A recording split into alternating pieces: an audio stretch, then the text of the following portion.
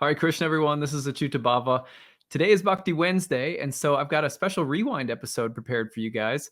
I've been getting a lot of questions over the past month or so from people asking me if I could talk about what ancient astrologers had to say from the Western standpoint about karma, enlightenment, transmigration of the soul. Like, just generally, I've been getting questions sort of saying, like, you talk a lot about yoga, right? That's from India. You don't practice Indian astrology, so is the philosophy of yoga compatible in any way with what ancient astrologers in the West believed? And so, in order to answer that question, which I've gotten in like 3 or 4 different forms through social media and the comment section on YouTube and stuff like that on Bhakti Wednesday, I decided that I would do a rewind episode where I actually made about an hour and 45-minute long talk called, I'm going to space on the title now.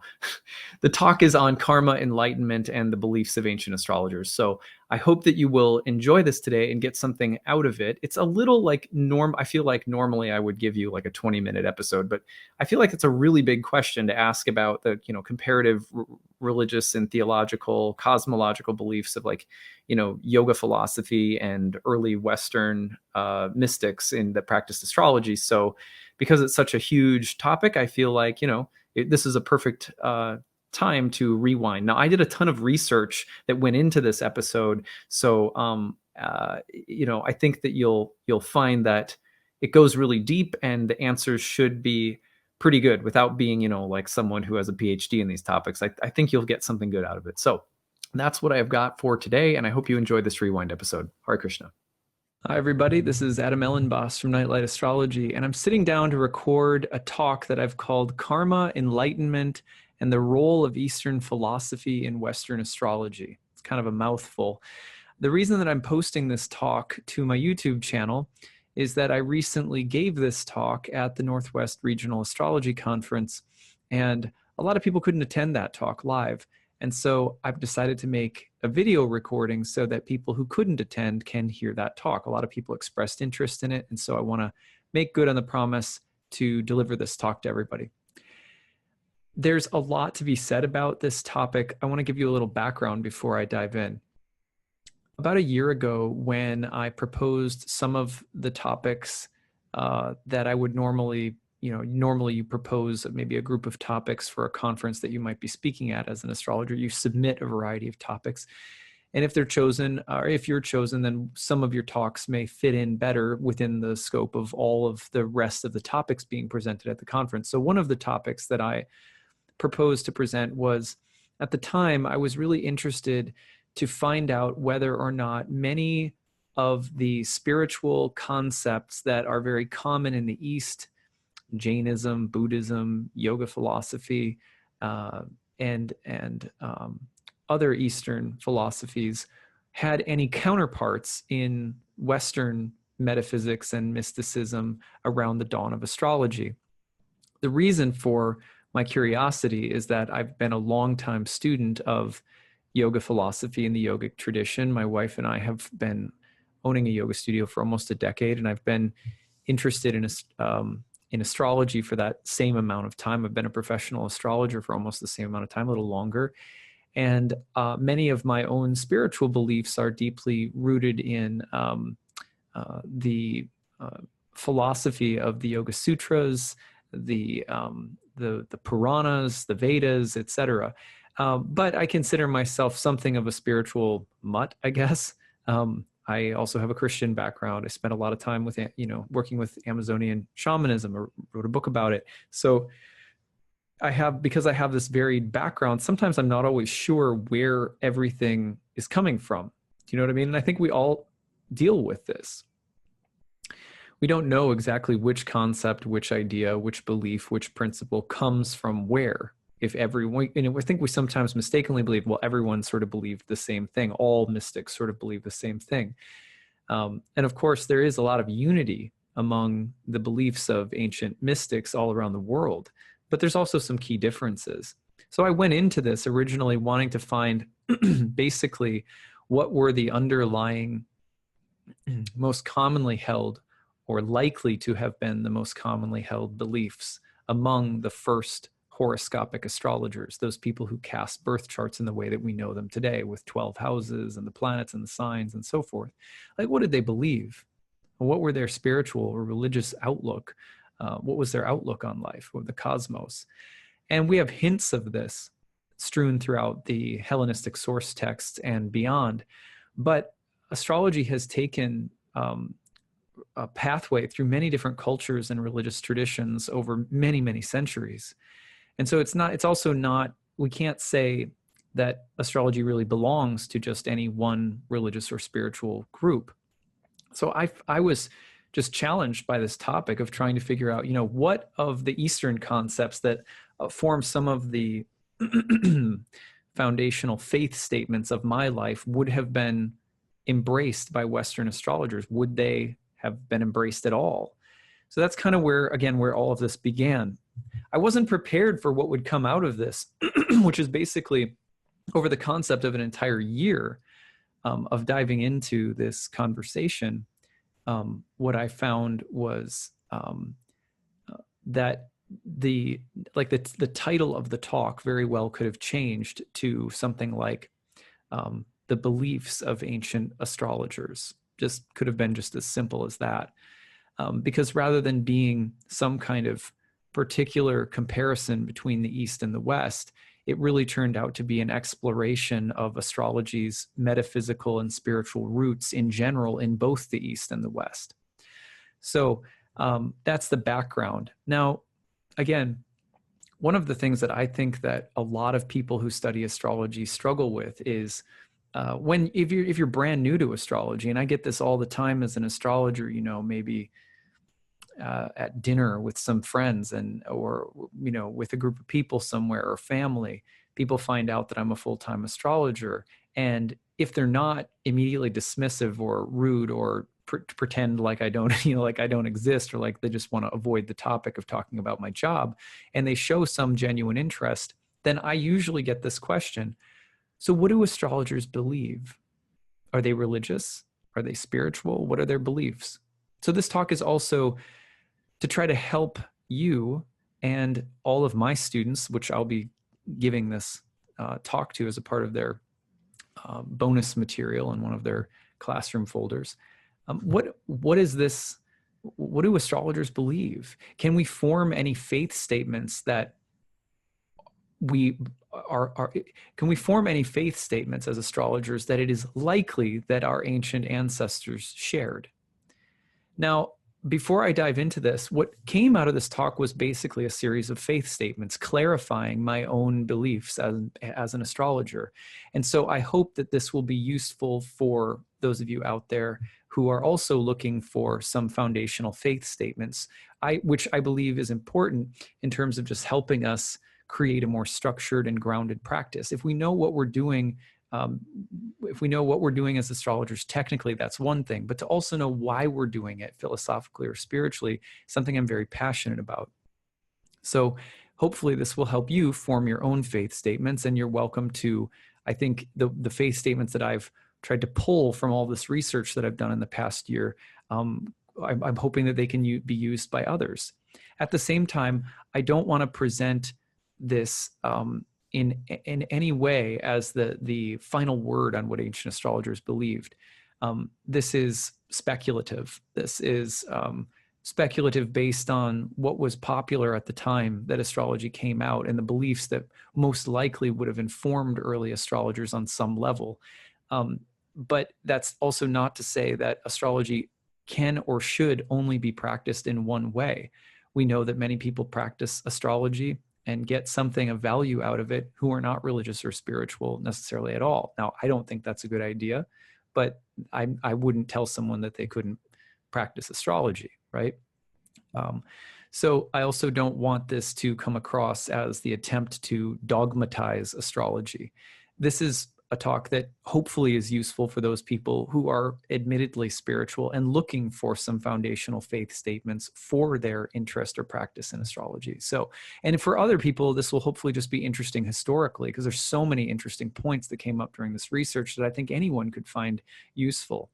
So I'm going to go ahead and put a presentation on the screen, and we're going to dive in. All right. So I've called this Karma, Enlightenment, and the Role of Eastern Philosophy in Western Astrology. But again, really what maybe this talk should be titled is just the beliefs of ancient astrologers. So let's go ahead and just jump right in. The purpose of this talk, very basically, is to explore some of the core similarities between ancient metaphysical doctrines or teachings surrounding the practice of horoscopic astrology, birth charts, let's say, in both the East and the West. And again, I decided to do this after trying to clearly articulate my own faith statements as an astrologer and yogi over the past several years. Yogi, I use the term loosely. I'm not much of a yogi, but I try. And again, it's an interesting thing to be a Western astrologer with sort of Eastern beliefs. And I wanted to go back into the roots of the astrology that I practice to find out if any of my beliefs were, my sort of Eastern beliefs are shared by my Western, metaphysical ancestors. So this was really fruitful, very interesting. Another thing that another reason for this talk is that a lot of people believe that concepts like enlightenment, reincarnation, and karma, among others, have no counterparts in the Western philosophical tradition, or that they've been simply appropriated into Western astrology by the New Age movement. So sometimes we mistakenly also believe that Eastern philosophy is more mystical or spiritual, and that Western philosophy is just more rational. Or we may struggle to understand the spiritual heritage of Western astrology. Because we struggle to understand it, we assume that there really isn't any spiritual legacy. And so we go to the East looking for a spiritual legacy while continuing to practice a Western form of astrology. And I think for a lot of us on a subtle level, we wonder about if there's a bridge connecting the two and exactly what that is or how that works. So hopefully this talk addresses some of that. By gaining a deeper understanding of the core metaphysical teachings that were most likely shared on some level by ancient astrologers in both the East and the West, it's my hope that we'll provide modern astrologers today with a more grounded understanding of our spiritual roots. But you could also take this talk as a spiritual exercise designed to help you ground your beliefs as an astrologer, or just as an interesting historical journey. Here's a list of the topics that I'm going to cover in today's talk these are topics that were popular among mystical philosophers in both the East and the West at the dawn of astrology. We have the topic of the notion of an ordered cosmos. We have the topic of eternality versus the realm of temporary material forms. We have the topic of divinity or God, the soul, and the material world, and how those things go together or do not go together. We have the concepts of liberation and enlightenment. We have the notion of cyclical time. We have the concept or the topics of purification, austerities, and techniques of ecstasy. We have the idea of secular humanism versus a spiritual lifestyle. We have the ideas of vegetarianism and nonviolence. We have issues about how to share or teach or spread mystical lessons or teachings versus the need for secrecy or privacy around mystical matters. And we also have, of course, topics of fate and free will. Now, any of these topics alone, some scholars will spend like their entire lifetime researching, right? So it's sort of audacious to try to cover all of them. But I think that we also run the risk of not knowing anything at all if we reserve these conversations only for, elite academics who, are working in the ivory tower of universities, and most of whom are not practicing astrologers who are sort of in the trenches of a client-based practice. So there are some, but not many, right? And a lot of people who study these things academically do not necessarily have religious or spiritual practices, or they don't necessarily care about the legitimacy of astrology at all anyway. For example, for much of the 20th century, there was a group of scholars gathering all of the existent source texts of Hellenistic astrology, all the Greek source texts, and making critical editions of them. However, many of these scholars really didn't have an interest in astrology. I mean, they were not practicing astrologers. They hadn't drunk the Kool-Aid. You know what I mean? It's different when you have an insider studying a topic versus an outsider. Both are valuable. But I think it's okay to tackle big topics, even if we are, hobby researchers, even if we're not if we don't have a PhD behind our name. And I also have noticed that in the astrological world, a lot of people rush to get PhDs, or a lot of people, whether it's a Jungian counseling PhD or master's degree, or if it's some historical master's or PhD, and people do this because they want to grant themselves some greater authority. But a lot of people, if you have even a bachelor's degree and you've learned how to do some adequate research, you can tackle these topics. There's lots of really amazing literature out there that's actually very accessible. And something that I'm passionate about is also making denser and sort of loftier topics more accessible to people. Also, I went through graduate school in a creative program in creative writing. I did a couple of master and master of fine arts degree in creative writing, and found that the academic world, even in a creative degree, was rather stifling. And so, I think that there's different ways of presenting deep, sophisticated topics that sometimes people say you're not qualified to speak on unless you're some kind of high academic. So all of that being said, we don't know exactly which person or school of philosophy or metaphysics was most responsible or most closely related to the founding of horoscopic astrology. But by looking at the most popular schools of philosophy and metaphysics in both the East and the West during the time that horoscopic astrology is emerging or just preceding it, getting a sense of the backstream, that where the water is flowing down from, the sources that the tributaries come from, we can get a pretty good idea about what kinds of beliefs and practices the very first astrologers likely held. That's my claim at any rate. We're also helped along by the fact that the philosophical and spiritual roots of Indian astrology are still largely intact today.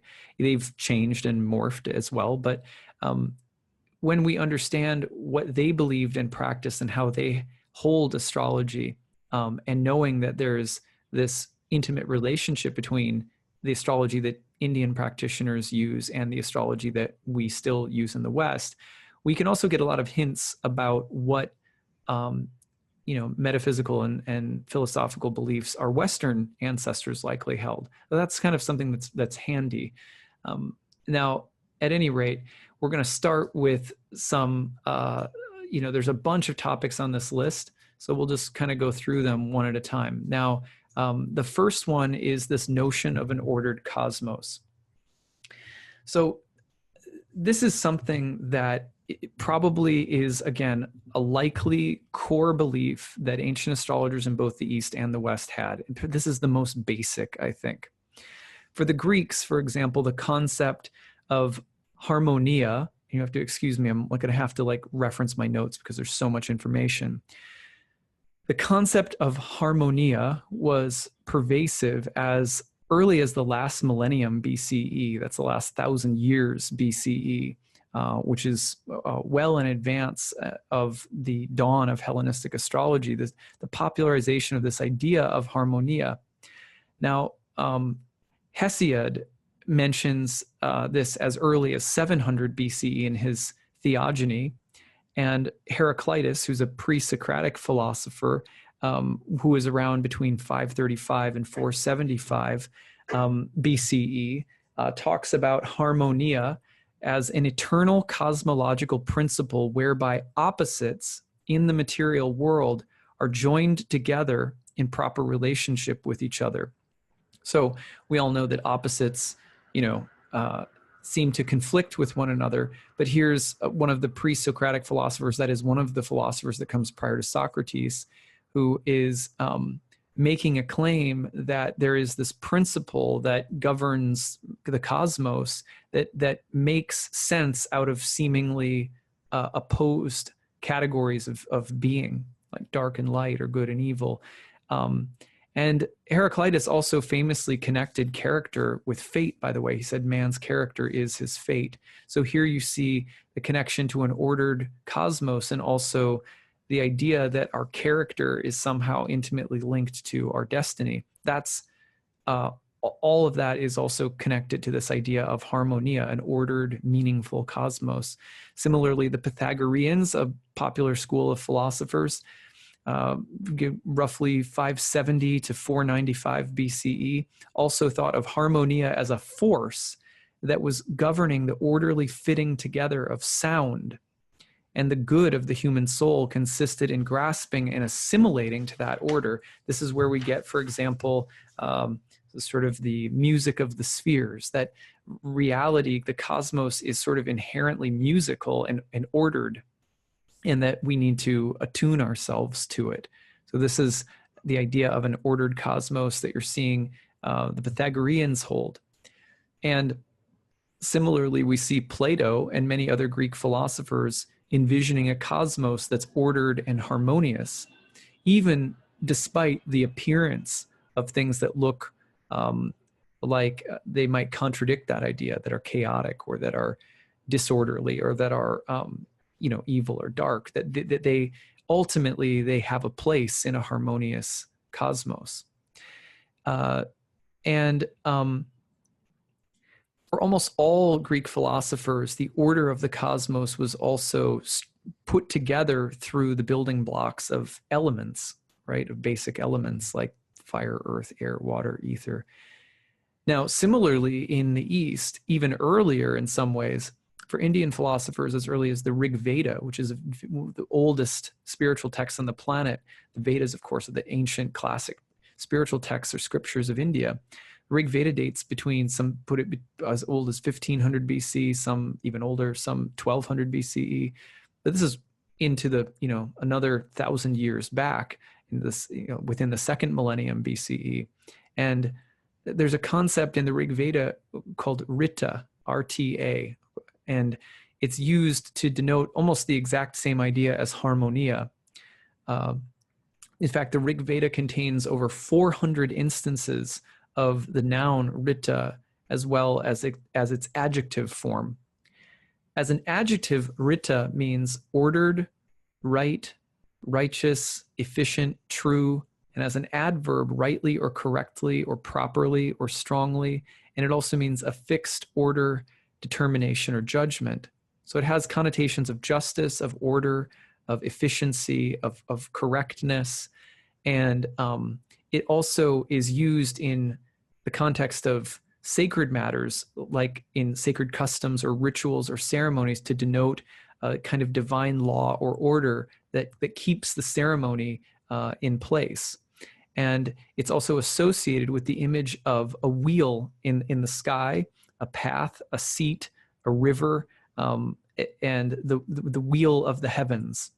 So the Rig Veda tells us that the sphere of being, life, and truth is regulated by Rita, which means that this ordering principle is at work in reality, just like harmonia. Whereas Sat, being in truth, is related to Rita. Both Rita and Sat are also opposed to Asat, or non-being and untruth, or unrita, which means a lack of meaningful order. And so the idea, again, is that just like the Pythagoreans say that we should aspire to hear this music of the spheres, to participate in the beautiful ordering of the cosmos, similarly, one may choose to ignore or stand in ignorance of Rita, the greater order, in which case one would be clouded in ignorance, darkness, untruth, and disorder, which is a possibility that people have to choose, in other words, to sort of participate in this higher ordering truth of the cosmos. The Rig Veda also claimed that everything emanated from a single principle, that there are apparent opposites within the manifest cosmos, but because they come from the same source, they are also related together harmoniously in some ultimate sense because of Rita. It's very similar to what Heraclitus said, right? So what is our takeaway from all of that, right, as astrologers? So I boiled it down to a belief statement that I could, as I was going through my research over the past year, this is the belief statement that I was able to kind of boil it down to. As an astrologer, I believe that the cosmos is beautifully ordered, just, true, and good. I believe the cosmos is harmoniously woven together. And implicit within that is, of course, despite the appearance of everything to the contrary. So I believe that this was most likely a kind of foundational belief or vision of early astrologers. I think it had to be, considering how much emphasis was placed on the meaningful ordering of the language itself, which is a reflection of the cosmos and the cosmos's ordering. So this is maybe a good place to start for us as astrologers in terms of trying to figure out what our foundational beliefs are. And this is, again, sort of unanimous. It's both in the East and the West. Let's go on to another topic.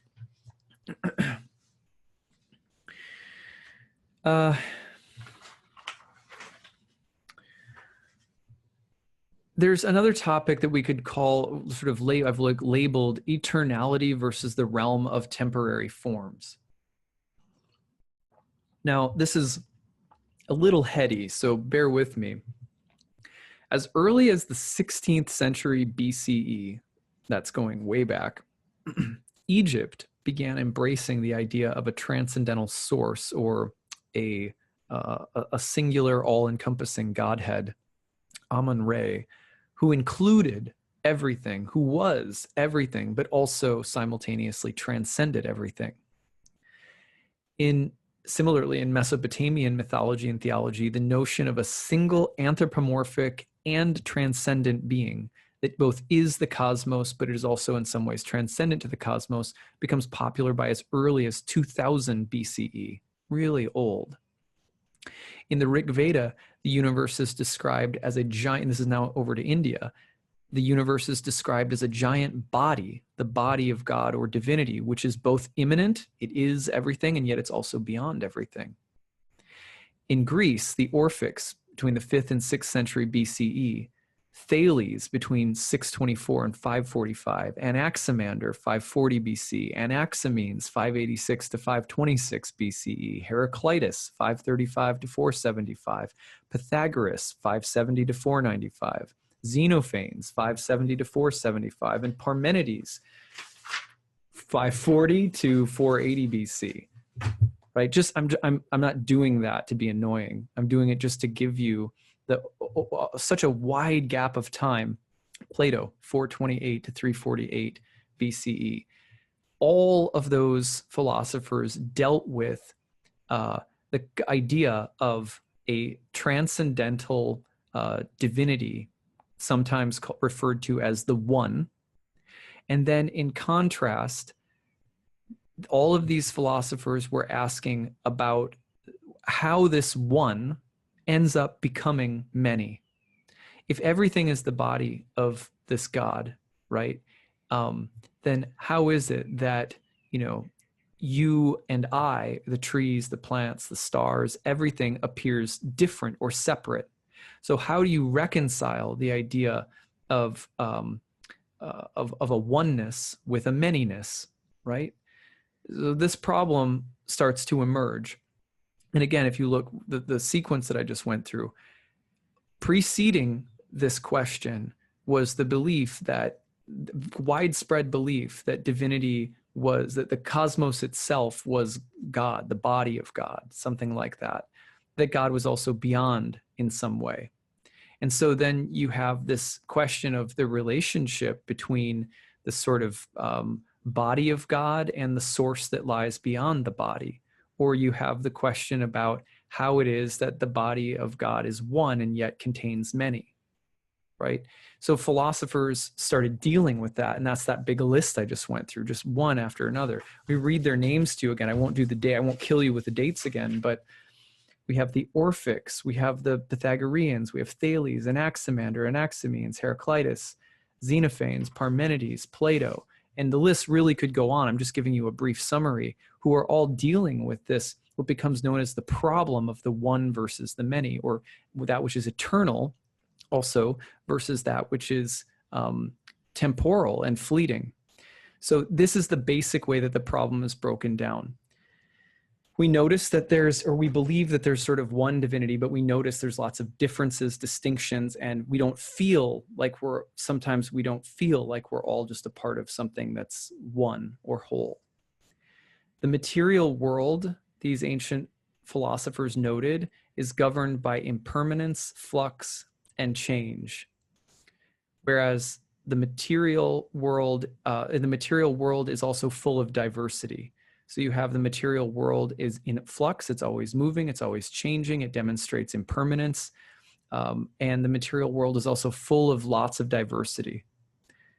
However, underlying or within all of these changes, all impermanence, there is also said to be a spiritual source, an essence, or an eternal principle or divine being.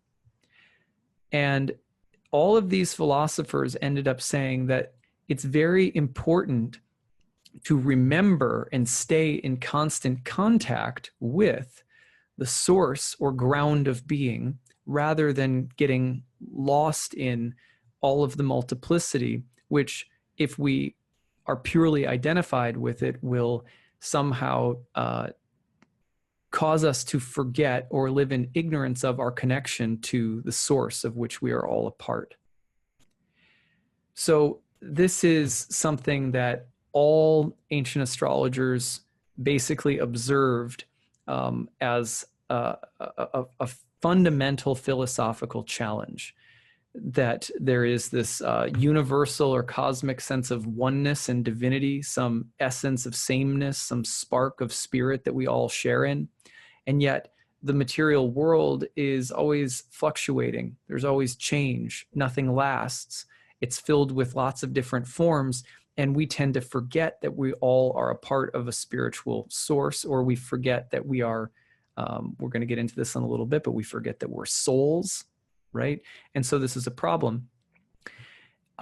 Because ancient astrologers believed that our happiness was found, our true happiness was found in recalling and staying in connection, in some kind of union with our source, or our soul, or our spirit, or spirit in general, that we could probably take away from this that a very simple faith statement. So here's the faith statement.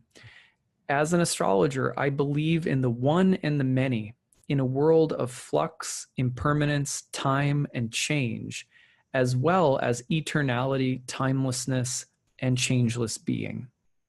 Very simple. We're not getting into what to do about the problem between these two worlds so much yet, but we are noticing just very basically that astrologers in both the East and the West say, look, there's this oneness that permeates everything, this unchanging, divine, eternal spirit of which we're all a part, and yet there's also a world of flux, change, and impermanence. So regardless of what we do with that, this was likely a belief of ancient astrologers in both the East and the West. We have ample evidence to suggest that it was. So if we go forward from there, we get to, what do we do about this? This is another part of this presentation, which I've called Divinity, the Soul, and the Material World. So now what we move to is from the kind of cosmic recognition of this oneness and this material realm of differences and impermanence, eternality and temporality. And now we move into the space of, well, what does that mean for us as human beings? As individual human beings, what does that mean for me? What am I to do about that, right? So Orphics, Pythagoreans, Platonists, and many other Greek philosophers during the mid-first millennium BCE, so let's say right around like 600 down to like 400 BCE, somewhere in there, along with the Vedas and the Upanishads in the East, they move from the more abstract philosophical problem of the one and the many, or the eternal versus the material, to the implications of this problem for human beings. Both mystical philosophical traditions start saying, and this is important for us as people, because in the Indian tradition of the Vedas, and especially the Upanishads, which comes around also 6th century BCE and onward, it said that knowledge of one's true self, the Atman, is the Atman, the true self, is a part of the cosmic self, Brahman. And we are supposed to have knowledge of our true self, Atman, as a part of Brahman in order to defeat the illusion of being merely our temporary material bodies, which, by the way, tend to get identified with fleeting material desires. So, in other words, remember that you're an eternal soul, and that you're a part of the larger cosmic soul or of divinity. And if you do that, you will not be nearly as tempted to go chasing the illusions of temporary sense gratification, which tend to take you out of that harmonious, more eternal place of knowledge and conscious bliss. So the Yoga Sutras of Patanjali, which come around 400 CE, much later into the turning into the Common Era, will eventually flower out of this tradition of thought. The Yoga Sutras are basically like a everyday sort of dummies guide, very ecumenical, non-sectarian, to doing yoga. And the whole point of doing yoga is to relink our sense of self back to the Atman, which is part of the Brahman. So similarly, in the West, the Orphics believed that the release from material identification is obtained through recollection of one's own God nature. Same, almost, very similar belief. Plato in the West similarly compared the journey of the philosopher as one from ignorance within the realm of opinions to knowledge or recollection of the eternal archetypal forms. Basically, he wants us to remember and dwell upon, meditate upon something of our true eternal nature, rather than hanging out in the realm of opinions like, what did you think about, this season's Game of Thrones, or how do you feel about so-and-so running for office? So Plato's belief is that the philosopher and the philosopher's quest to enlightenment on some level is found when we start placing our mind on eternal truths rather than everyday material issues. We dwell on those things mentally, we go into a dark space. Plato specifically says that this journey will not be taken by many people due to the tendency of the soul to be identified with the flickering realm of material appearances and shadows, all of which are constantly in flux and impermanent. So Plato was not alone. You have the Socrates, the Pythagoreans, the Orphics, and eventually Hermetic philosophers in the West, who are all also adamant that for the soul to be free from its painful entanglement with the body in the realm of materiality, it had to aspire toward knowledge of its eternal nature. So, we can go on. The Stoics, who were popular from the time of Zeno in the 3rd century BCE, well into the heyday of the Roman Empire between the 2nd and 4th centuries CE, also suggested that there were two opposing substances, matter and reason, both of which comprised God. But the human soul was said to be part of the active substance of reason, and when it's in a human body, must strive toward the higher faculty of their being. Otherwise, they'll get identified with the passive substance of matter and get drawn into ignorance. So for the Stoics, enlightenment, or the idea of the point of human life, consists in staying in the moment, free of desire and fear, and acting ethically or virtuously while also pursuing matters of higher thought or higher contemplation. So human souls themselves, by the Stoics, were said to be emanations of the primordial active ingredient, the logos. That's our source. This school was one of the most popular schools of philosophy during the heyday of Hellenistic astrology. Same idea that there is some problem that we face here, that there's a potential for polarizing between the one and the many, between God as entire body of cosmos and all of its constituent parts, you might say. And that our ability to be in a harmonious, like Rita, a harmonious relationship, harmonia with the cosmos as human beings boils down to where we place our time and attention spiritually and mentally. And this is a very common belief in both the East and the West, preceding and during the time that we think Hellenistic astrology appears. Ancient astrologers also likely, therefore, believed in the reality of the soul and of its participation in the body of God. They likely believed that the soul struggled with material incarnation. So here is another faith statement that we can come to. It's very simple. As an astrologer, I believe in the reality of the soul and divinity. I believe that materially embodied souls tend to struggle due to the complication of being of two natures simultaneously. We're body, we're part of a material world that's always in flux and changing, and yet we're also part of the eternal essential spirit that's unchanging. It doesn't die. So astrologers in the East and West, I believe, most likely believed this to be true. And they may have all dealt with it a little bit differently, but overwhelmingly, we see that astrologers, philosophers in both the East and the West, believed that there was such a thing as a soul or spirit and divinity, and that in the material world, the soul can either struggle and be grossly identified with its material nature and forget its eternal nature, or it can be more identified with its eternal nature. And the spiritual remedy is to remember your eternal nature.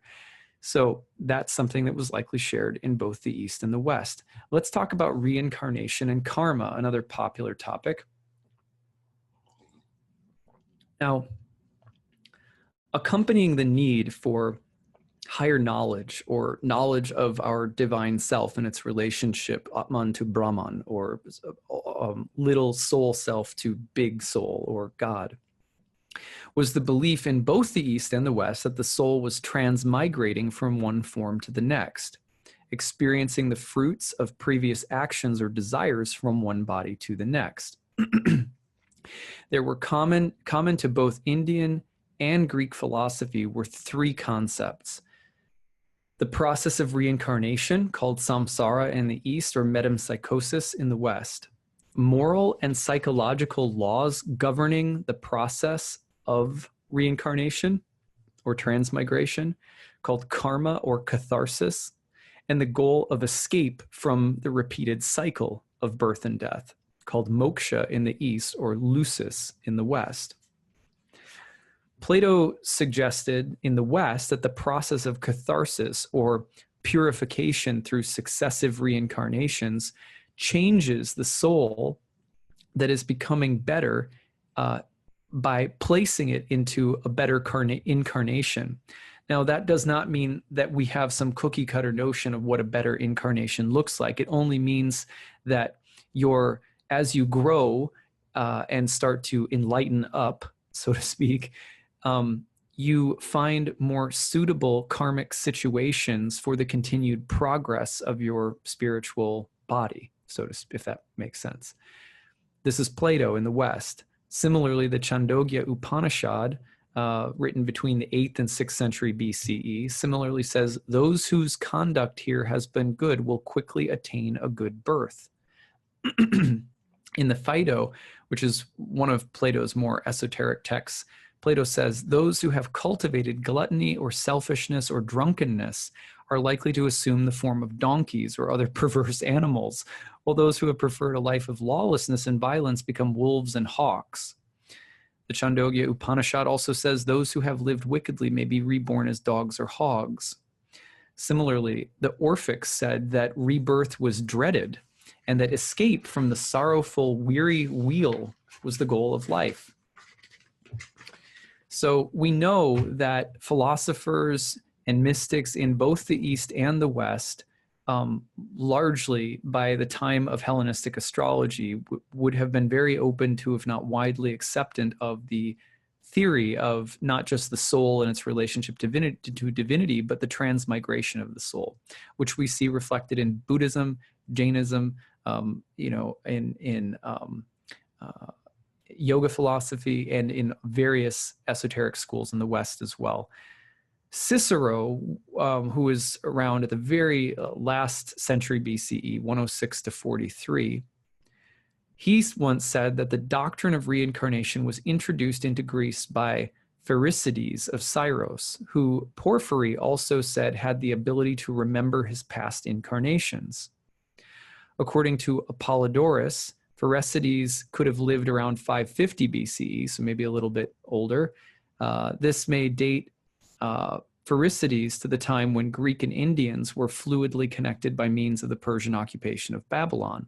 So when the Persians occupied Babylon, there was a kind of melting pot of mystics and thinkers and trade also connecting through Babylon from the East and the West. So there's evidence of exchange between Greek and Indian thinking during that time. So is it possible that reincarnation came over to Greece from India? Maybe. The historian Josephus, who's the 1st century CE, also mentions that Pherecydes learned from the Egyptians and Chaldeans. There's other mystical groups that we know had beliefs in reincarnation that could have brought it over into Greece as well. Similarly, Porphyry said of Pythagoras, when he strained with all his mind, he could easily see everything there is in 10, yes, even 20 human lifetimes. So there, again, we have Pythagoras being associated with reincarnation. Porphyry also said the following became universally known. First, he maintains, this is Pythagoras again, he maintains that the soul is immortal. Next, that it changes into other kinds of living things.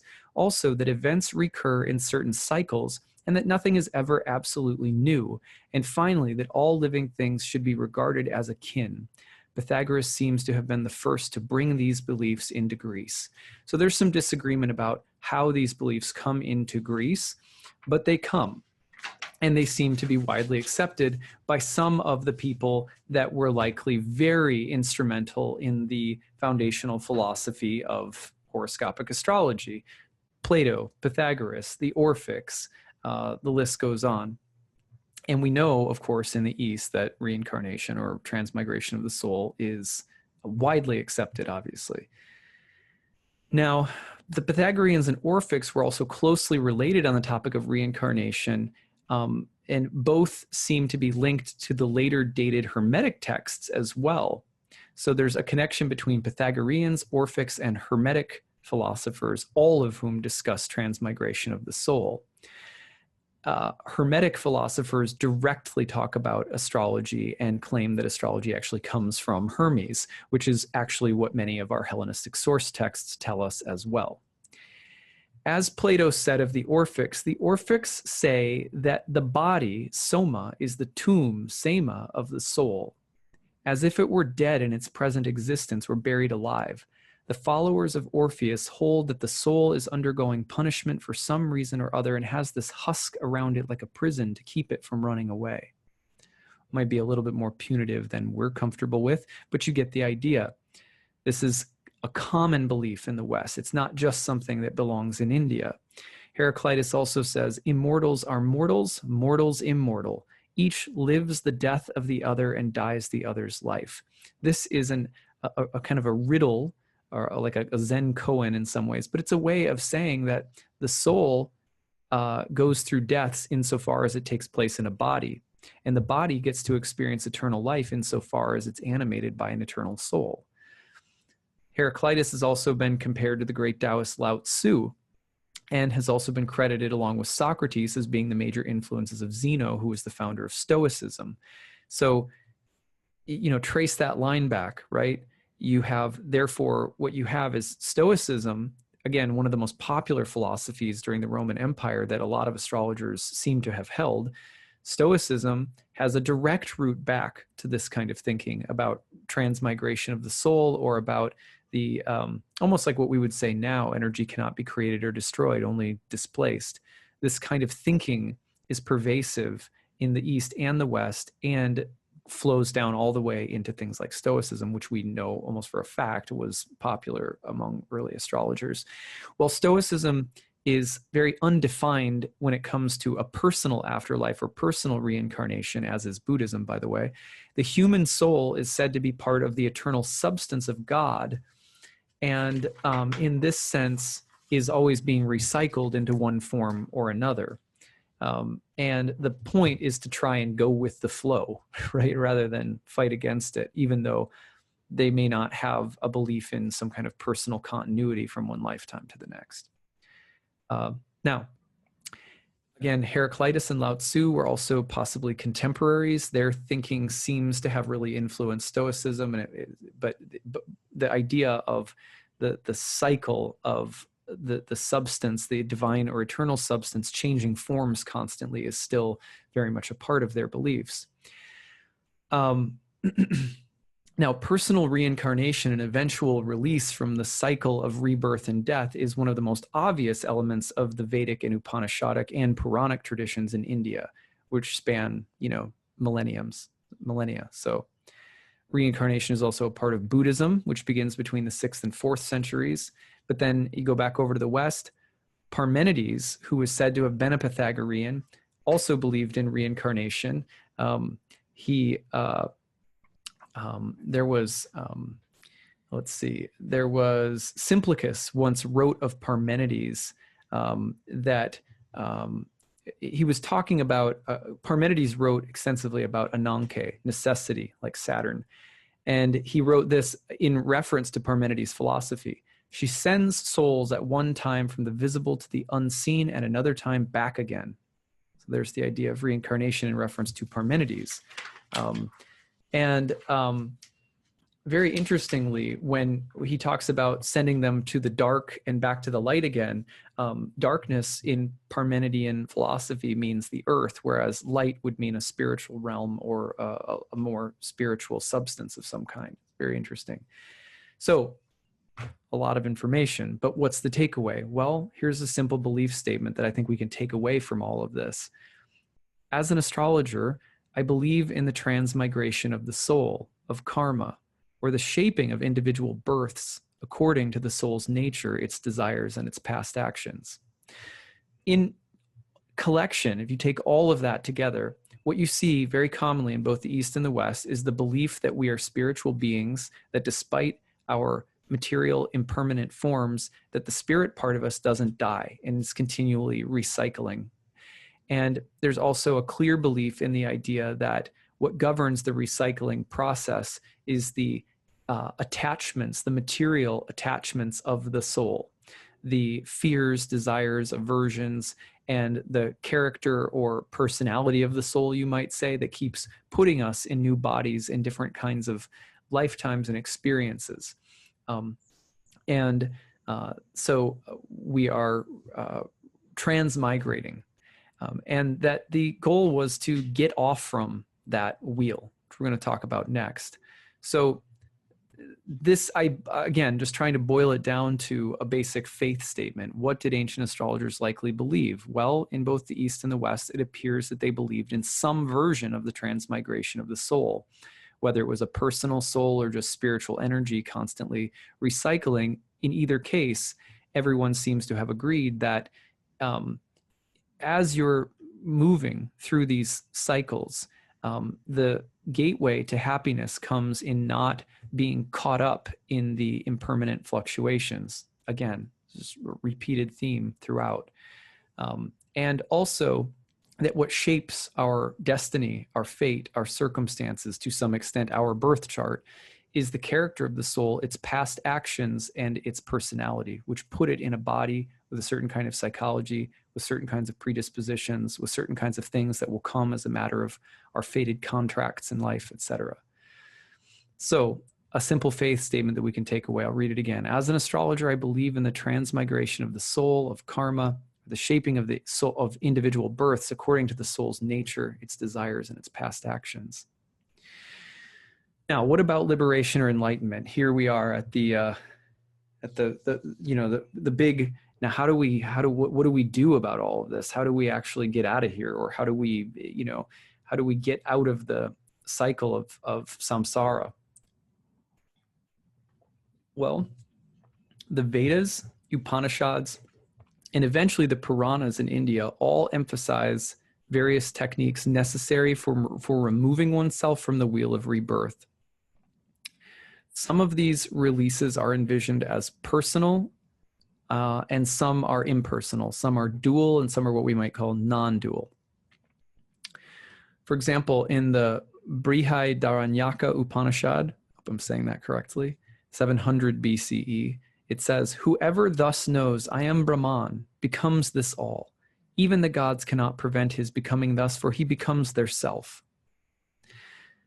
So this verse would be an example of what might be called impersonal or non-dual release, which means that the picture of enlightenment is one of relinquishing any notion of being separate from the whole and merging with the totality, with the whole. And that's very common in the East.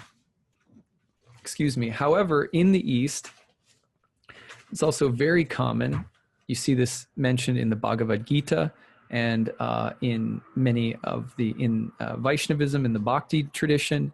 And it's very similar in Christianity in the West, by the way. We'll get to that in a second. But a dualist conception would say something more like you have an individual soul that always remains individual, and that when you finally return to the spiritual realm, you enter into a spiritual body and go into a spiritual realm where you continue existing as an individual being.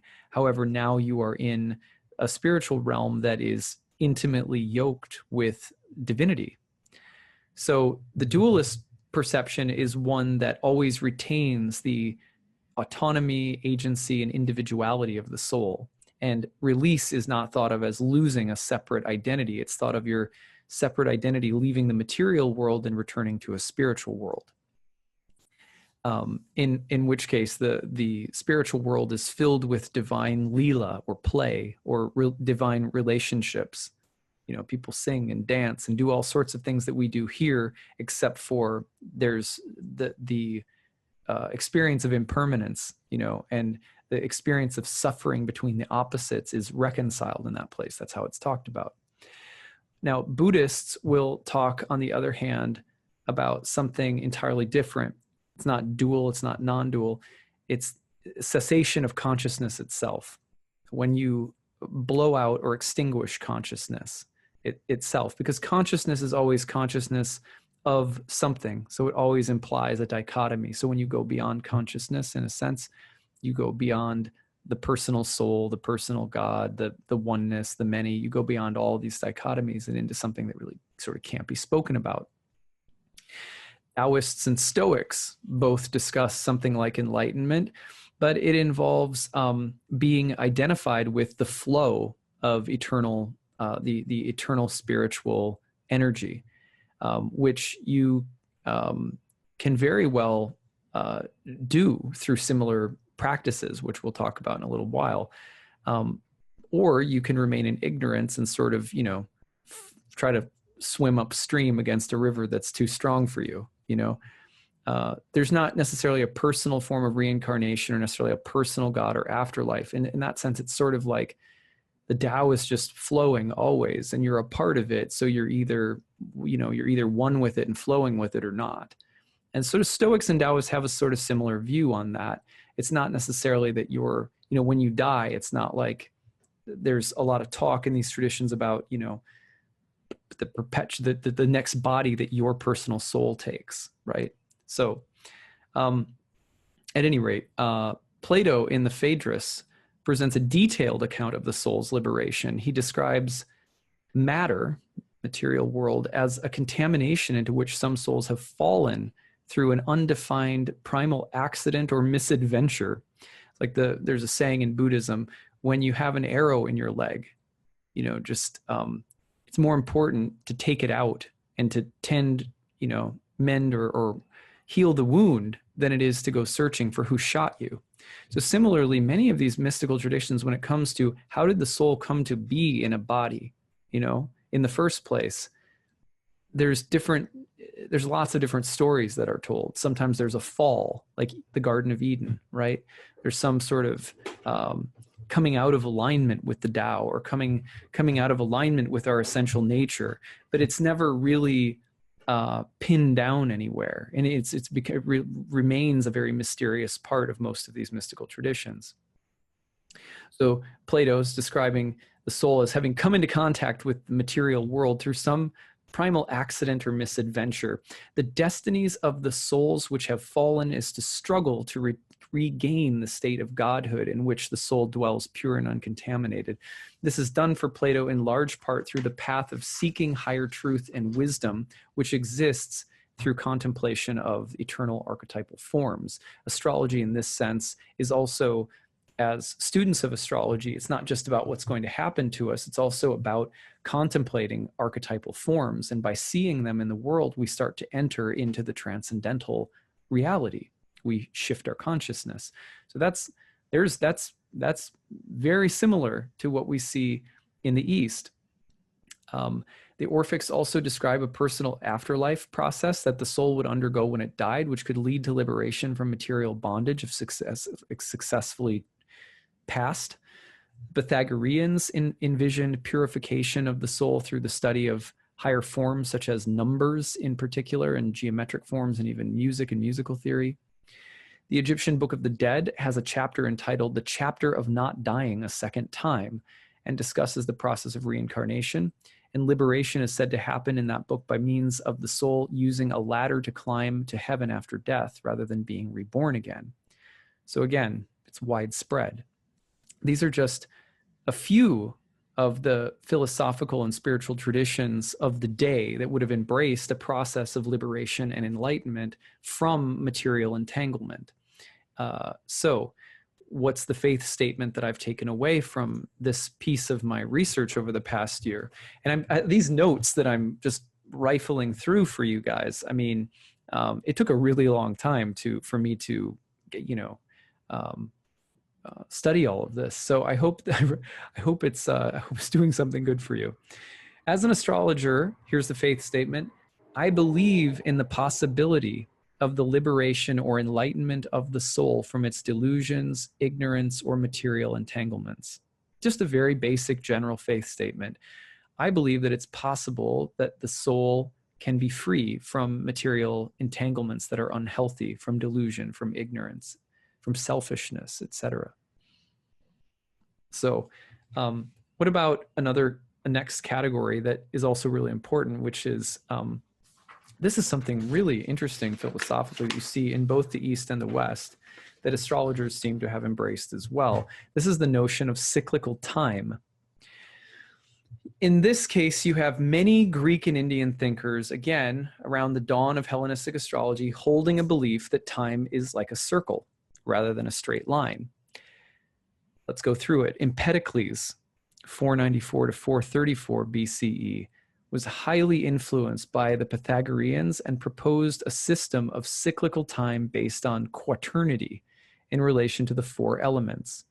The first age is an age of love and unity. The second indicates the gradual appearance of strife and division. The third is full of hate and separation. And then the fourth, love gradually reappears and then reestablishes the age of love and unity again, and it starts over.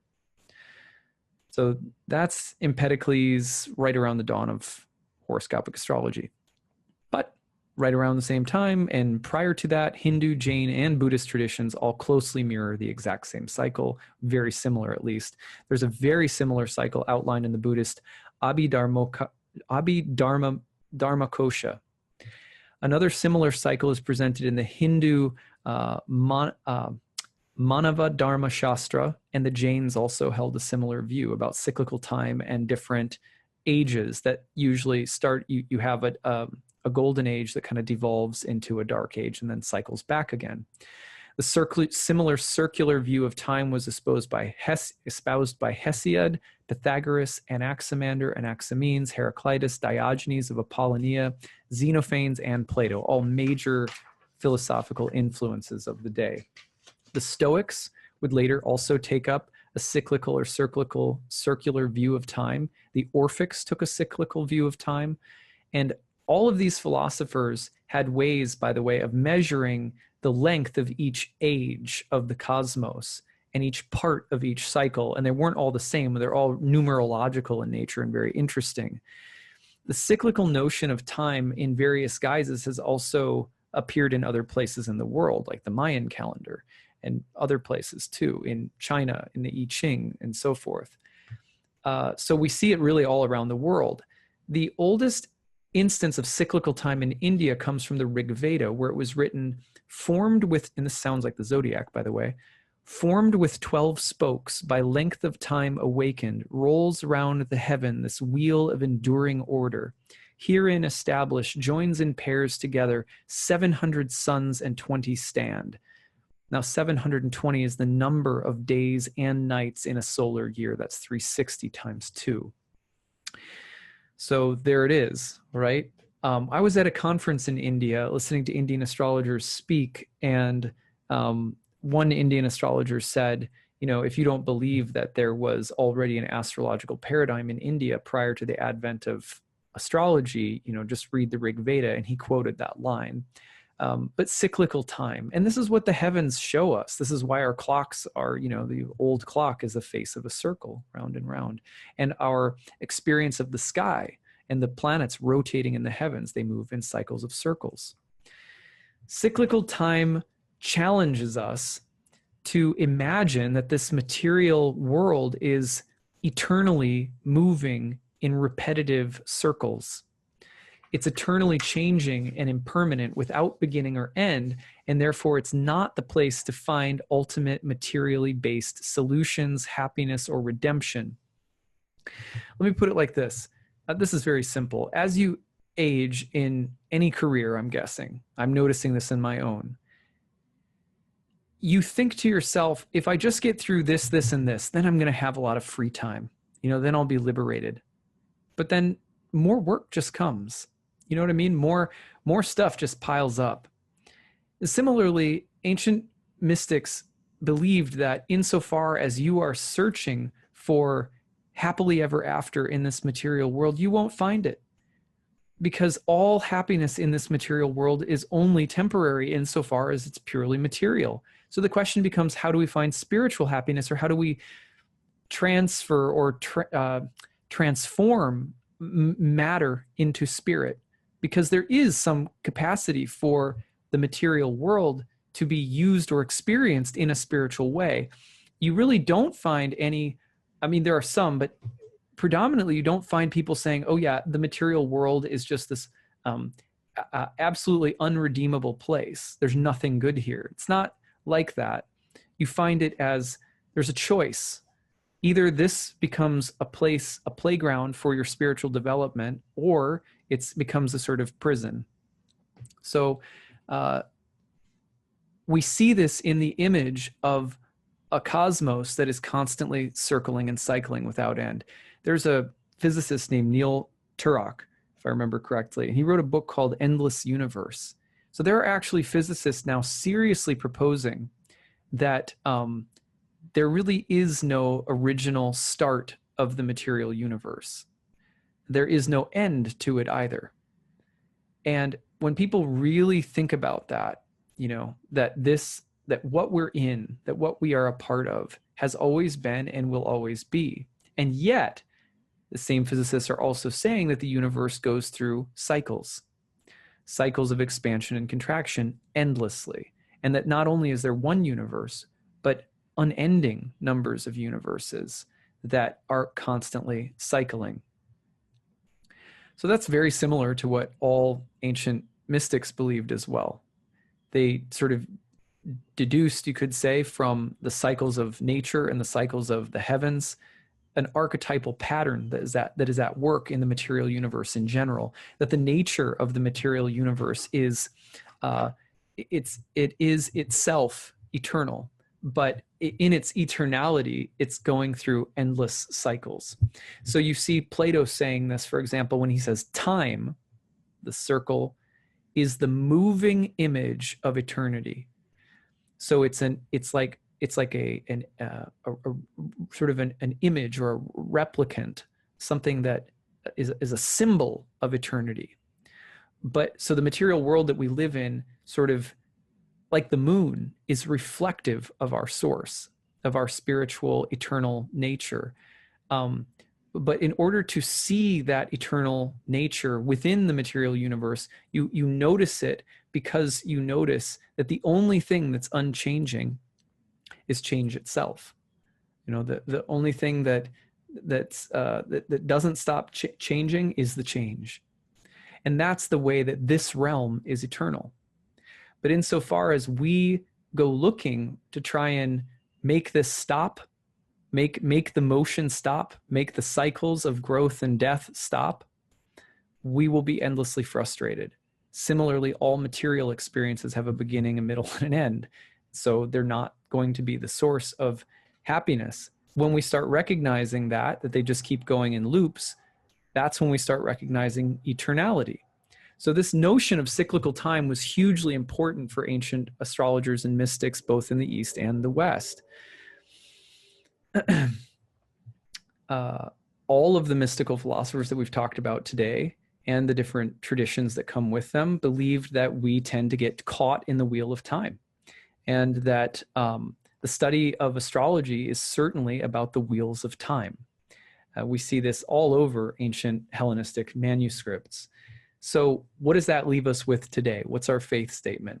Well, here's what I boiled it down to. As an astrologer, I believe that time is cyclical, that the material universe is without beginning or end, and that when we study its cycles and patterns, we can come to glimpse eternity. This is, to me, the real beauty of astrology, that by studying archetypal patterns and cycles, we are remembering eternity in our midst rather than getting caught in the wheel.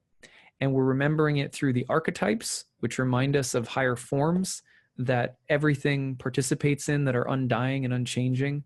I'm not really Adam, I'm the astrologer, which is an archetype. I'm the scholar, or I'm the renegade, or whatever else you might be or I might be, right? Whatever we think of ourselves as fits into a character mold on some level, or multiple character modes and different commixtures. But those characters are all eternal. When we study astrology, we get in touch with those eternal archetypal symbols and patterns, which reminds us that that's what we are actually made of, that that's what we're part of in this world. And that points us to the reality of the soul, that ultimately what I am is a mediating ground for these archetypes. We're a playground. Our soul is the playground for these archetypes. And then we also, as a result of understanding that time is cyclical, we understand that astrology's purpose is to also help us weather the storms and ups and downs of life, the circles and cycles that can be quite maddening. And we have to be just as careful when things are going up and good as when things are going down. So the next category here is, I think this is where we start getting into the actual techniques. Some might say, well, that's great. They all had philosophical beliefs, but isn't it true that in India, they really did something about it? You know, they meditated, they had ritual and ceremony, and, you know, in the West, wasn't it just a bunch of thinking? Well, no, not really. Often people think that purification, austerities, and techniques of ecstasy are only found in the East. But actually, they're very old all around the world, what to speak of, you know, also existing in the West. For example, in the Sophist, Plato wrote, "The people who purify the soul likewise think the soul too won't get any advantage from any learning that's offered to it until someone shames it by refuting it, removes the opinions that interfere with learning, and exhibits it purified, believing that it knows only those things that it does know and nothing more." Right? So there is this idea here that Plato's talking about. He's talking about the process of purifying the soul. And he's talking about it in something that we might call, in the East, we might call jnana yoga. That is, purifying our sense of what we know and don't know. A lot of what we claim to know is based on ignorance. It's based on opinion, and it's based on lots of things that really don't matter. And our opinions and feelings change all the time based on our own selfish interest. So Plato is talking about a practice where we remove all sorts of ignorant opinions to come down to this humbling place of not knowing, which then sort of leads us to being able to actually tell the difference between what is of a higher nature and what is of just a random opinion that really doesn't matter. And see the same process described in various yogic and Buddhist practices, where the ego is successively humbled through negations of its intellectual assumptions until a state of purity is achieved. We call this jnana yoga, or Buddhist bhavana meditation, which is designed to remove cognitive delusions caused by our everyday biases and opinions that are just get stuck. I can't believe, for example, how stuck, when I've gone over the years, sometimes you visit people, and you all know this is true. You visit people from your past and you think, my God, you're thinking and believing the same things you believed when you were 18. Do you know what I mean? And not that there aren't some really good things to retain from when we're 18 either, but you get what I'm saying. And this is part of the point of jnana yoga, is that this elimination of our all of the most rigid assumptions and opinions and biases that we have that really don't help us grow or humble us mentally. It's good to be humbled intellectually and mentally. In the Republic, Plato also describes the process of attaining knowledge of the higher forms in terms of love and in terms of the achievement of a higher state of consciousness. It is the nature of the real lover of learning to strive for what is, not remaining with any of the things that are believed to be. But as he moves on, he never loses the edge of his eros, that's his love, never falls back from it until he grasps the being of each nature itself, and having given birth to understanding and truth, he knows, truly lives, and is nourished. So Plato is going one step further. He's not just saying, whip your egoic intellect into shape by admitting that you just don't know anything. That's maybe part of it, little the Zen ruler on the wrist. But Plato's also saying, actually, as you try to move toward understanding what is actually true, the thing that will move you to that level of understanding will be love. It will be that you'll be attracted to what is true because it's good and beautiful and generates love in the heart. That's a completely different mood than just some kind of dry philosophizing. In the Republic, Plato also talks about the lifestyle practices of the aspiring mystic. I suppose that someone who is healthy and moderate with himself goes to sleep only after having roused his rational part and feasted it on fine arguments and speculations, and having attained clear self-consciousness. Second, he neither starves nor feasts his appetite, so they will slumber and not disturb his best part with either their pleasure or pain, but they'll leave it alone. You know that it is then that he best grasps the truth, and that the visions that appear in his dreams are least lawless. So here's Plato is saying, look, your lifestyle really matters. You have to practice moderation. You have to walk the middle path. You can't be so austere that your body is a problem for you, and you can't be so indulgent that your body is a problem for you. Because if it is, it will disturb you, and then you won't be able to stay in contemplation of higher truth, which also generates love in the heart, as he's just said. Also, he's telling us that if you go to sleep at night and your body's in a good space, then visions will come to you that are basically of a higher nature. It's pretty amazing. Not just some dry philosophical speculating in the West. In the Timaeus, Plato also describes what the motion of the highest state of philosophical consciousness looks like. That is, what does your consciousness look like? How does it move? What does it appear like when you're in the highest state possible? And he says, so what is the nature of this motion? It is impossible to look directly at. It's like looking at the sun. That motion takes place in a single location, necessarily implies continuous revolution round a central point, just like wheels being turned on a lathe. And this kind of motion bears the closest possible affinity and likeness to the cyclical movement of reason. That is a description that is strikingly similar to what in the East is called samadhi. Samadhi is a state wherein the consciousness is absorbed fully in everything, so that despite the fact that everything in the world continues revolving around, that your consciousness is absorbed in something central around which it all rotates. In the second verse of Patanjali's Yoga Sutras, he says, Yoga chitta vritti nirodha. Yoga is the stilling of the revolutions of the mind stuff. Vritti, the word vrit is closely related to the word rita, what we talked about earlier, that cosmic order. But here in this verse, yoga chitta vritti nirodha, yoga is the stilling of the revolutions of the mind stuff. What we're talking about is samadhi. We're talking about absorption into a focused point, so that the constant whirlings and cycles of the head, of the mind, of the stuff that's going on in your head ceases. That's absorption, that's samadhi.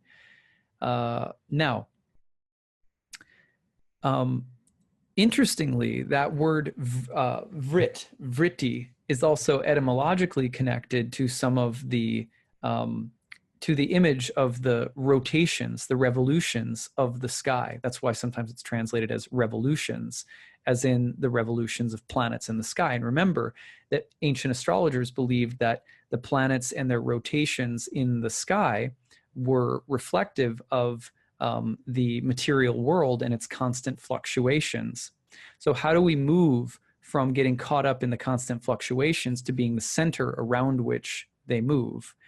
This is the point of yoga, and Plato also describes it as the state of consciousness that the highest philosopher reaches. And remember, what propels him towards that space is attraction and love. Both Orphic and Jain monks also believed in celibacy and took vows of poverty and only wore white.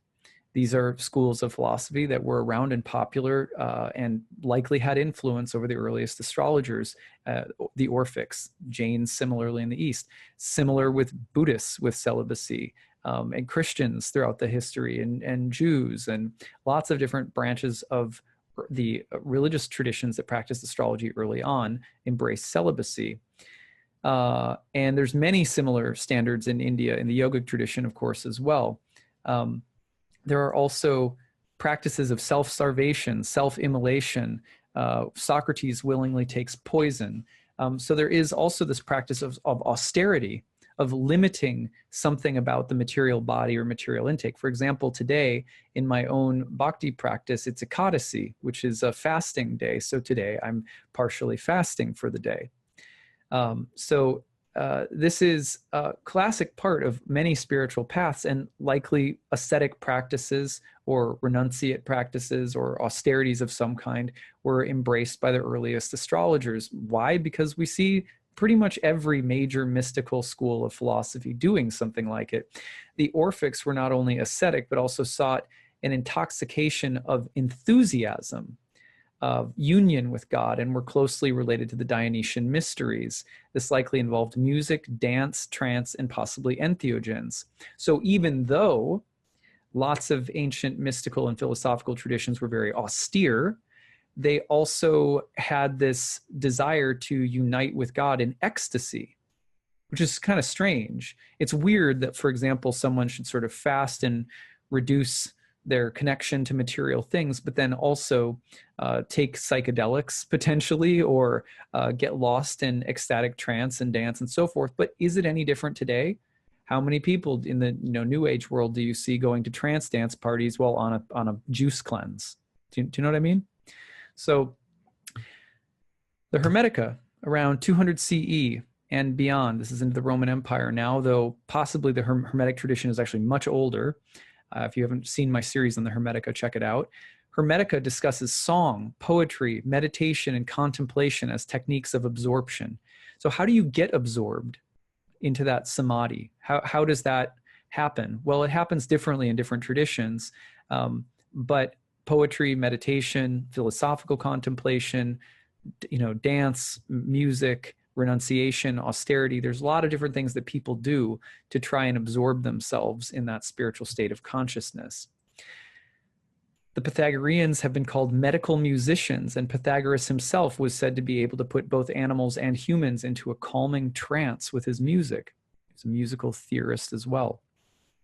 Iamblichus, a Neoplatonist, said of Pythagoras, "And there are certain melodies devised as remedies against the passions of the soul and also against despondency and lamentation, which Pythagoras invented as things that afford the greatest assistance in these maladies." And again, he employed other melodies against rage and anger and against every aberration of the soul. There is also another kind of modulation invented as a remedy against desires.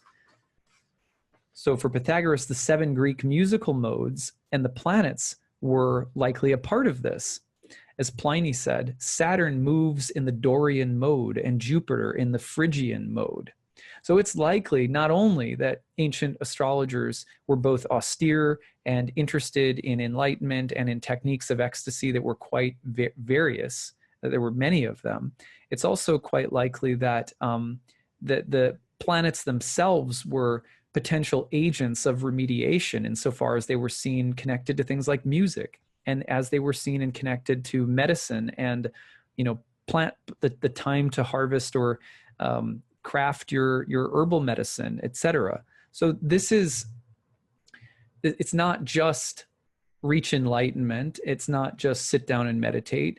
There's dance, there's trance, there's ecstasy, there's also austerities, there's celibacy, there's all, I mean, it's just, it's a whole buffet of different ways that people had of trying to absorb themselves in that spiritual consciousness.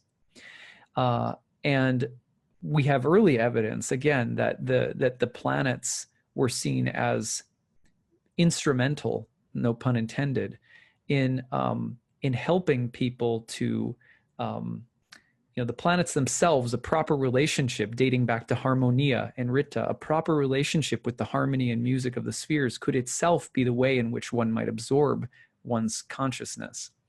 Empedocles wrote, "You must plunge beneath your crowded thoughts and calmly contemplate the higher realities with pure, focused attention.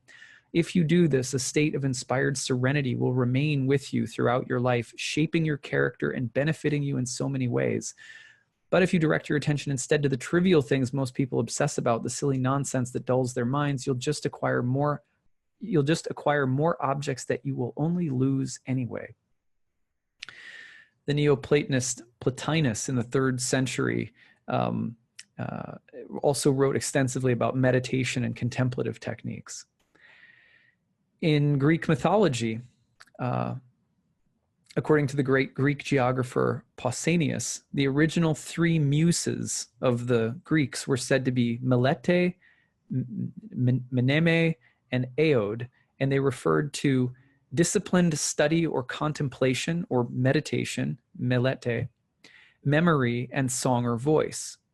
The muses were thought to be the inspiration for musicians, scientists, artists, writers, and mystics alike. There it is, though, at one of the muses traditionally in Greece, contemplation or meditation. It's not like it just existed in India. There's also ample evidence for the belief in something in the upward flow of Kundalini energy in both the East and the West. For example, in the Timaeus, Plato mentions 2 veins which physical anatomists can't find. These 2 veins pass along the sides of the spinal column and cross one another an unknown number of times on the way up and mount in the brain.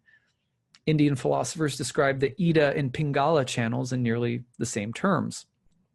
In the Hindu doctrine of the Kundalini, the proper place for the soul power energy is at the top of the brain. You're supposed to lift it up to the top, and it can be lost through unnecessary or frivolous ejaculation. Well, Plato says the exact same thing. Plato says that semen and the power of this energy shouldn't be, semen contains it, and you draw it up to the brain, this power through semen, and that semen therefore should not be discharged. Interesting, right?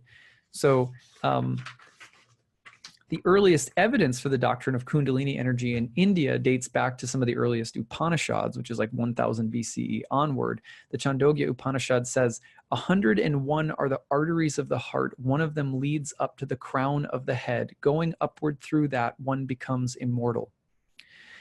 And in, again, Plato in the Timaeus, which is also a major text on astrology that Plato wrote, leads to the belief espoused in Timaeus leads to Sicilian and South Italian schools of medicine, which were connected with the Pythagorean and Orphic communities in the same area. So there's this connection. Sorry, that was a little jumbled. There's this connection between the beliefs espoused in Plato's Timaeus, which is a major source text of astrology, and these Sicilian and South Italian schools of medicine, which were also connected to Pythagorean and Orphic communities. And they taught that semen comes from the brain, and it's of the same substance with the spinal marrow, by way of which it travels to the genital organ through the spinal channel that Indians call sushumna, or the Greeks called the holy tube, right? So just to show you how widespread some of these influences are and how they travel around. At any rate, this was also taught explicitly by Alcmaeon of Croton, I hope I'm saying that correctly, in the Crotonese medical school, to which Democedes had returned from the Persian court a century earlier. Remember the Persian court, where there's contact with Indian people. Croton was also the center of the Pythagorean Brotherhood and shared many views with the Pythagoreans. Aristotle wondered who taught who the doctrine. But you see, it's there, this idea of the Kundalini energy and the idea of raising it up to the brain and not discharging it through semen. You can also look at it, this doctrine, same exact idea, to Hippo of Samos in the 5th century BCE, who's also believed to be a Pythagorean. Diogenes of Apollonia espoused the same view. Heraclitus seemed to have taught about retention of semen. Aristotle mentions it. So in relation to this idea of sort of upward movement to the brain and Kundalini similarities. So all of that is just to say, as an astrologer, I believe that astrology should be practiced along with a spiritual lifestyle and spiritual practices. I also believe that astrology itself is a spiritual practice. We know that ancient astrologers, both in the East and the West, seemed to have adopted spiritual practices, not just thinking about things, not just doing charts, but techniques of ecstasy, some degree of control over the material body or austerities, and also a process of purification. And this was also not necessarily boring. There's dance, there's the likelihood of entheogens, which I didn't even get to talk about, and there's meditation and contemplation, and there's music therapy. I mean, it's quite rich. Let's move on. So sometimes people imagine that, I threw this one in just kind of for fun, people imagine that the ancient world was entirely mystical or pseudoscientific, and that we only gradually became rational, skeptical, and empirical, and therefore we need to throw out ancient superstition. So this has also led some people who practice astrology today to take a purely psychological or artistic perspective on astrology. It's a product of culture. Astrology is a cultural ritual. It's a psychological exercise, but it's almost like, yeah, well, we've become rational now, so we don't need the old stuff. We don't need the spiritual practices, all the beliefs. We don't it's like whatever. That's just old superstition. But in fact, this isn't true either. And some people will also say that it was only long ago, like no one gave astrologers any problem. It's such a bummer that they did today. Also not true. What might be called naturalism existed in ancient times as well, as did hedonism. Meaning, even thousands of years ago when astrology came about, some people believed in nothing but partying and like just enjoying or indulging their senses, and there was nothing that came after it, and would have thought of astrologers as, kind of crazy. Similarly, naturalism existed, wherein people thought the only thing that really matters is what can be observed or measured in an empirical sense. For example, Mimnermus was a poet who is sort of thought of as a drinking party poet, who wrote, "What is life without golden Aphrodite? May I die when I no longer care for secret love and sweet love gifts and love's couch. These are the flowers of life to be plucked by men and women alike."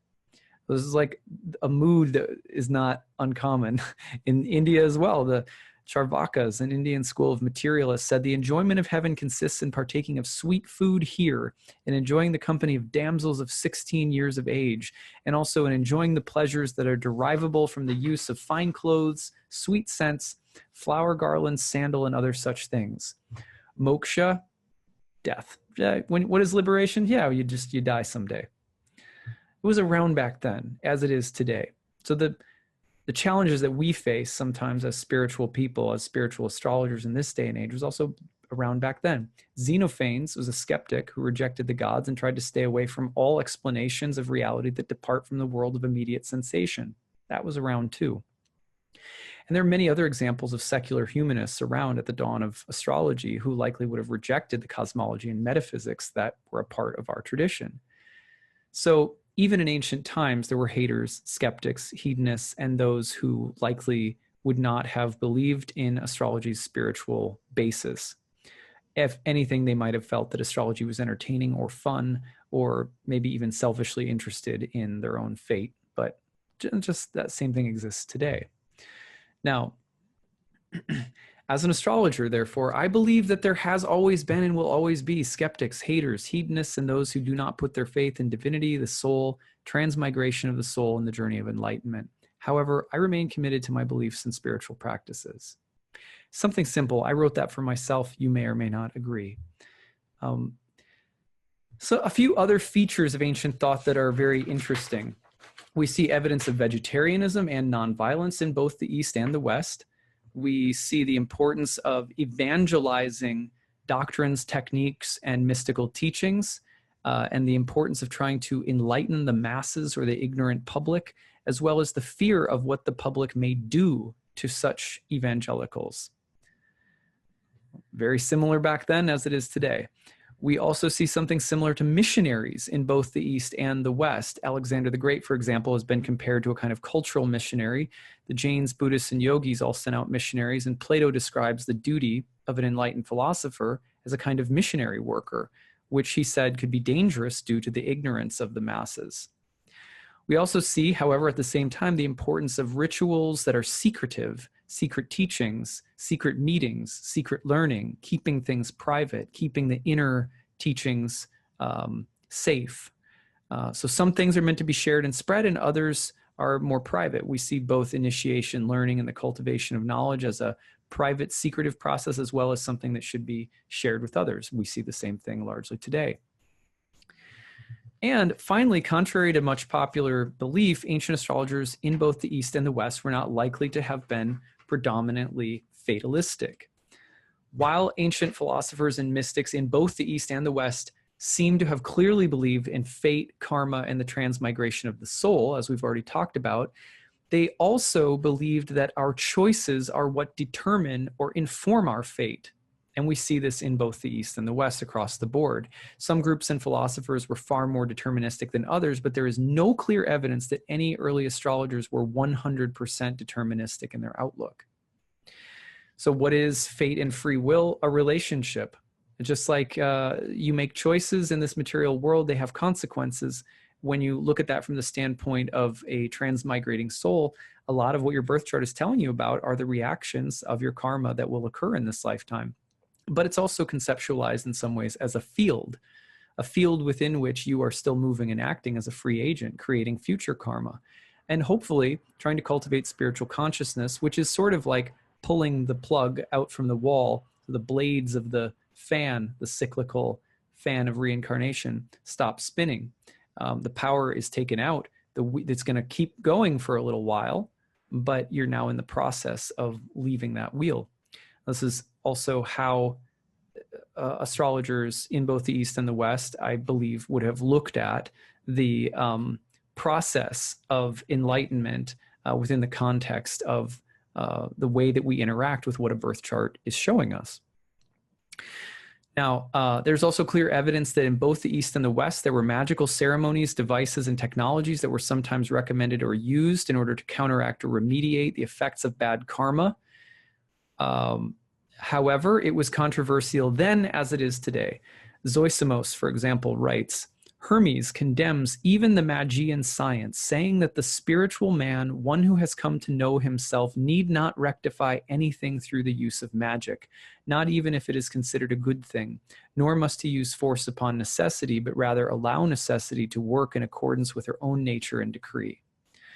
So what is he saying there? He's saying, yeah, there's a lot of magical science out there, but if you're trying to use magical science to change your fate, that's not a good idea. Be warned, not a good idea to tinker around with that stuff.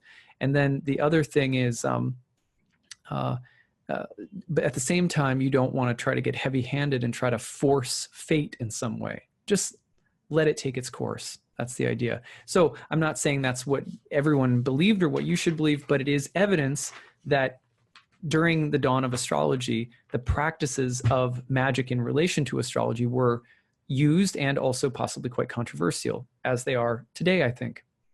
So another interesting question is that about diffusion.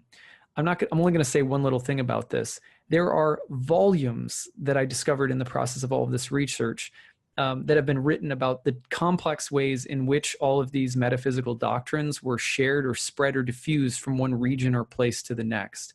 And there are questions about where it all originally came from, if one place. Did it come from India and spread? Did it, this, that, whatever?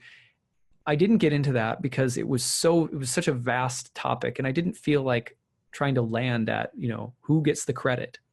But if you're interested, there's a whole world of fascinating literature. And I would recommend one book in particular. I'll grab it.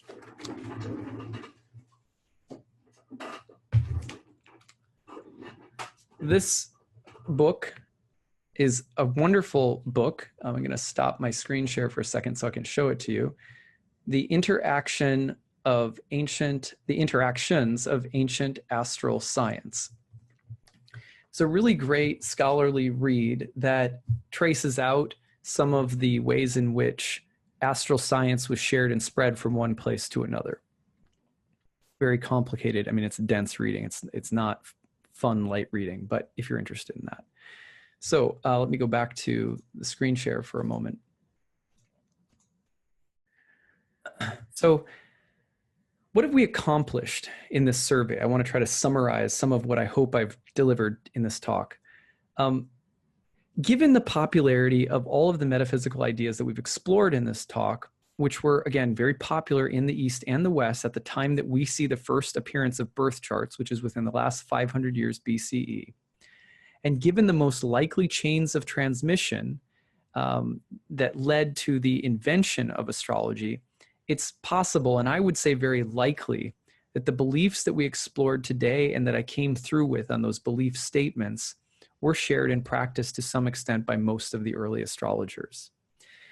Now, my own background in Amazonian ayahuasca shamanism convinced me a long time ago about the reality of the soul, the divinity of God, of karma, the transmigration of the soul, of the meaningful ordering of the cosmos, that we live in a just moral cosmos, that our bodies and our lifetimes are given to us in order to continue a spiritual education process, that we need spiritual practice, we need purification, we need healing, we need certain forms of austerity, we need techniques of ecstasy. All of these things for me came into my life some time ago.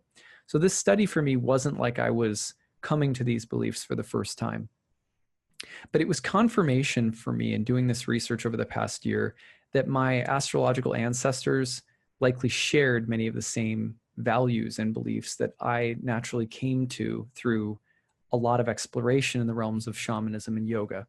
It was relieving for me to realize that early ancient Western astrologers likely held many of the exact same beliefs. I also can't help that it's widely believed that many ancient philosophers in the West likely participated in the Eleusinian mysteries, which were these deep, sort of esoteric, secretive initiation ceremonies that likely also involved entheogens, or what we might refer to as psychedelics. For example, Socrates, Plato, Aristotle, Sophocles, Plutarch, and Cicero, just to name a few, were all thought to have participated in the Eleusinian mysteries, many of whom I also spoke about today. So is it possible that one of the common bottom lines of all of these different traditions, rather than who came up with it and who spread it to whom, is that maybe we know that there is Soma in the East, and we have some. It's possible, in other words, that some of these doctrines or teachings came through altered states of consciousness. I think that's probably, whether it's meditation or through an altered state of consciousness opened up by plant medicine or something else. I'm very compelled by that idea. So those mystery rituals, by the way, were allowed for priests. They were allowed for only for priests, priestesses, and hierophants, or sometimes very wealthy. And they were also allowed, however, for people who had attained what was called epopteia, which is Greek for contemplation. It is referring to someone who had already attained a higher state of contemplative awareness, and it was recognized by others that they might also be allowed to participate. Very interesting. So finding that there was this commonality in both the East and the West was, for me, really inspiring and exciting, because I believe that one of the things that we struggle with today is because, again, we don't have a continued handed down spiritual Western esoteric tradition like yoga or Buddhism, for example, in the East, outside of Christianity in the West. We have lost track with the faith statements of our astrological tradition. And to me, it's very important that astrologers have a spiritual lifestyle and practice, that they think about purification, that they know that these things matter for being a good astrologer or good student of astrology, that we understand that astrology itself is a spiritual discipline that helps us to contemplate eternality. These things are very, very important. So I hope that by doing this, at least for some of you, that you will find that these faith statements give you some ground to stand on as well. For those of you who have other beliefs or are not compelled by, the same beliefs or ideas, I hope that this was interesting for you just historically in terms of thinking about what ancient astrologers likely believed and practiced. So that is what I have for you. There is a huge amount of works cited here. Some of the main ones that I really like and recommend that are easier to read: The Shape of Ancient Thought by Thomas McEvilley, Universe and Inner Self in Early Indian and Early Greek Thought by Richard Seaford. That's a collection of essays. The Interactions of Ancient Astral Science, which I pointed out. History of Western Astrology, Volumes 1 and 2 by Nicholas Campion. History of Horoscopic Astrology by James Holden. And it goes on and on. But maybe the best one would be The Universe and Inner Self in Early Indian and Greek Thought. That's a really good collection of essays, as well as The Shape of Ancient Thought by Thomas McEvilley. There's criticism you can find about some of these works as well, so I'm not going to get into that. But a lot of really good stuff. So hopefully you can look at this list and maybe dig around. If you have any questions about anything, feel free to email me, nightlightastrology@gmail.com. Wow, that was a long presentation. I'm really happy that I got through it all. Of course, you can imagine me trying to present this in an hour and 15 minutes at a conference for the first time. I ended up having to rush quite a bit. So I'm still going to work and revise and try to trim or cut down some of this. But I'm glad to present the full version for all of you. Hope you enjoyed it. And I hope that you have a very beautiful day, whatever you're doing, and that these thoughts would accompany you as you continue your journey with astrology. Okay, take care.